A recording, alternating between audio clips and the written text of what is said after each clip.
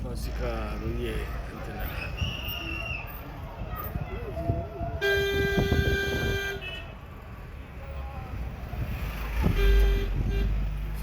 ዩሱፍና ሀምዛ ደስ ይላል።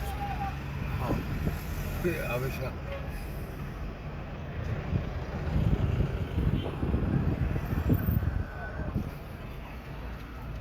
ስንት ነው ምናምን